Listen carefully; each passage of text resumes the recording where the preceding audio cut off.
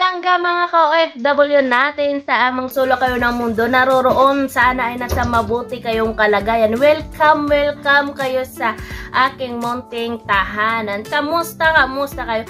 Ngayon guys ay pag-uusapan natin, mga mag-good vibes muna tayo ngayon. Mga good vibes lang, mga magagandang ano lang ngayon yung papuri yung gagawin natin.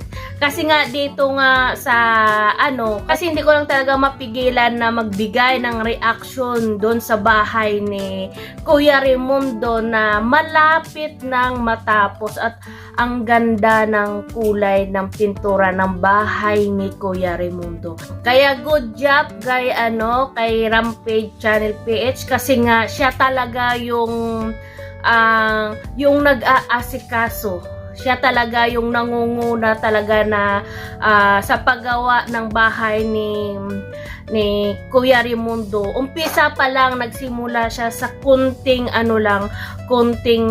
gamit na niya. Siya talaga yung nag-umpisa simula sa pag-layout ng bahay ni Kuya Raimundo, sa ng mga hollow blocks. Hands-on talaga itong si Rampage PH guys. Dito mo makikita talaga kung ano talaga yung totoong ugali ni Rampage, 'di ba?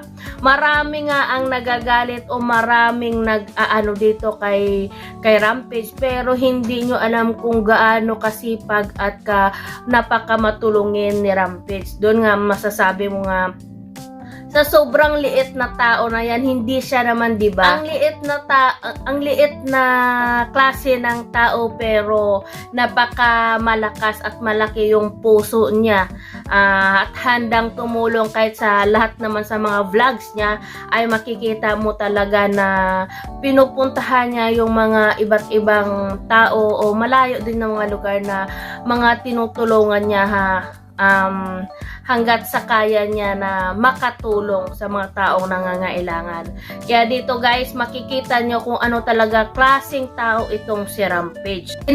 Kasi nasubaybayan ko talaga itong simula sa paggawa ng bahay ni Kuya Raimundo, na pumunta doon si Kuya Val Santos Matubang, na andun nga na siya nagtatanong noong una pa si Kuya Val Santos Matubang kung sino yung gagawa, at sinabi nga ni Rampage na siya yung gagawa talaga. Siya talaga ang gagawa at maghahanap lang siya ng mga helper niya.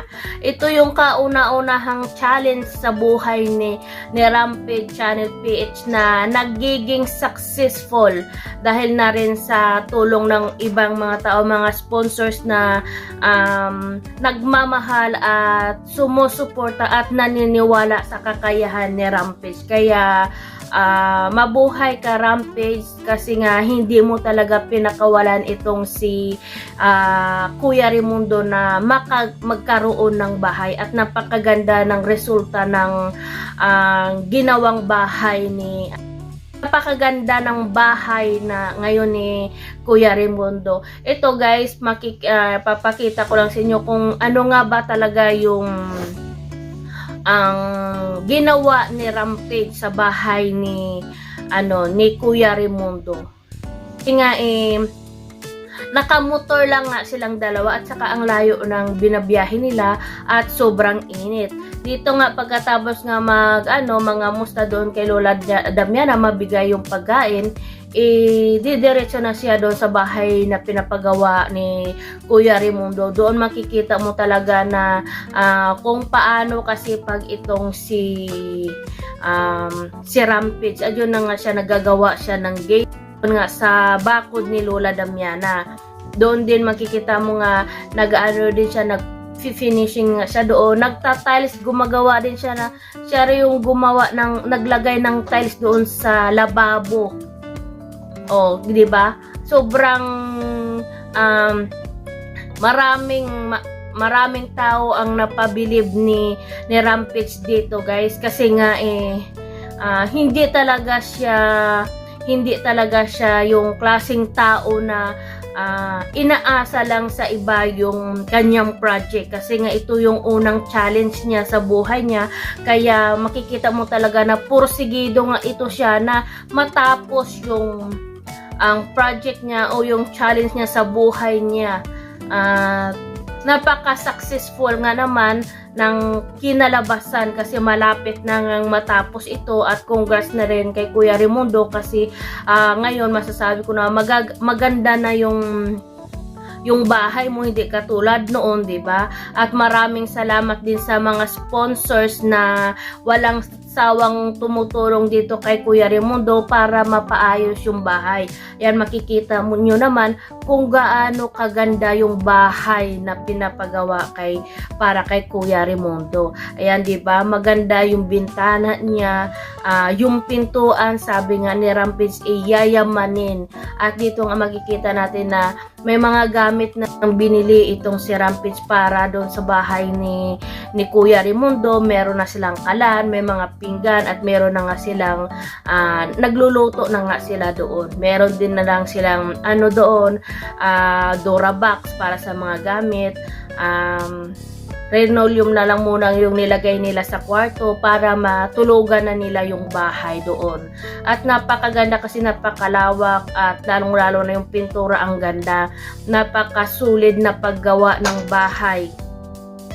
Yung talagang pinaghihirapan, at ang galing-galing ng mga gumagawa ng bahay na yun, kasi nga masasabi mo talaga na worth it yung binayad sa kanila.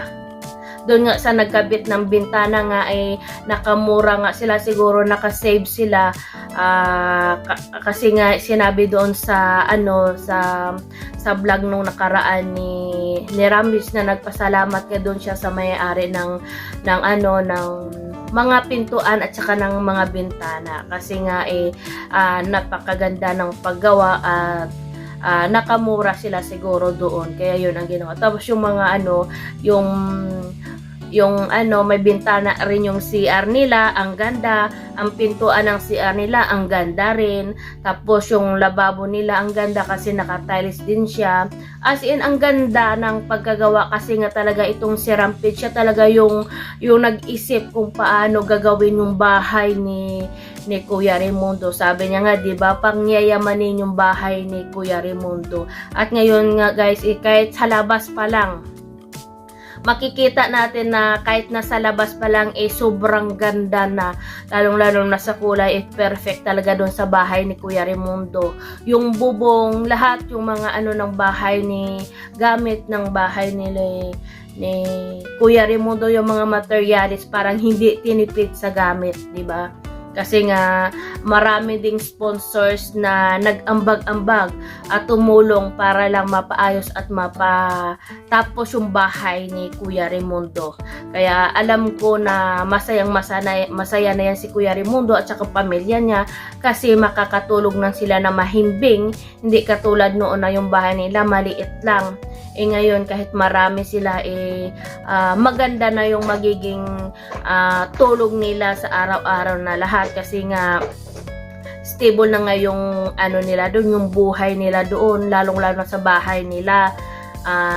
At kung dumating pa yung halimbawa yung may bagyo, hindi basta-basta magigiba yan, kasi napakasulit at napakatibay. At higit pa sa lahat, malapit siya doon kay Lola Damiana.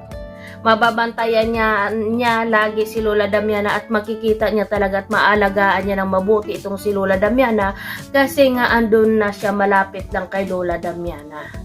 Kaya doon sa mga sponsors na walang sawang tumutulong kay Rampage para kay Lola Damiana at sa bahay ni Kuya Raimundo, God bless you more powers and more blessings to come, para marami pa kayong matulungan ng mga taong nangangailangan. At doon naman sa kay Kuya Raimundo, ang masasabi ko lang, ngayon na malapit ka na kay Lola Damiana, na maganda na yung bahay mo, hindi ka talaga pinabayaan ng mga taong ang nag-aalala at sumusuporta sa'yo. Sana ay hindi ka magbago, patuloy mo lang kung ano yung ugaling meron ka, at yung isa lang hinihiling nila na kaya dyan ka pinatira malapit kay Lola Damiana, dyan ka pinagawaan ng bahay nila, para maalagaan mo nga itong si Lola Damiana. Sana ay hindi mo siya pababayaan.